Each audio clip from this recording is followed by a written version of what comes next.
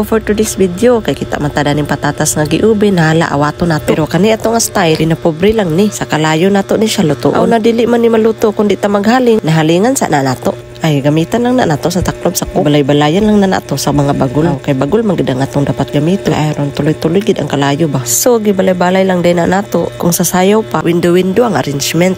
Kay aron makaginhawa og makahungaw ang kalayo. Mara na gid kog expert sa akong explanation ba.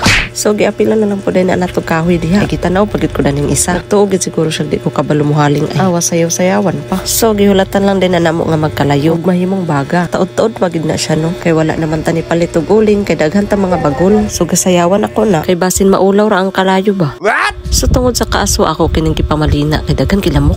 Ay bitaw nakapatong manggod to sa tiles. Ako na lang gibalhi kay basin tungod sa kainit mabuak ko niya to. So mauna na amo nang gidugangan sa bagol. Kay aron magtuloy-tuloy na ang kalayo. Pero noon sa nakalimot manday ko nga nang laba manday ko gikan. Unya nagkapuliki ko. Kay nanimaho naglitson nga sunog ang akong sanina.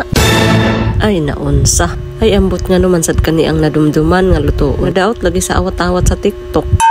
Aw nabudol oy. Aw gisugda na day nagsugba no. Sus na balaka pagid taw ni ang nagbutang kay basin daw masunog. Dapat daw ay na ibutang kung wala nay kalayo. Ay di na magdugay-dugay kay dugay ta makakaon.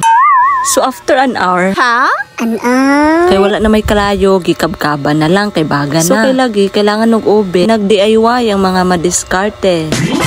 Pero kay lagi mga expert man mi dining dapita, nagkasunog-sunog ang mga kalaki.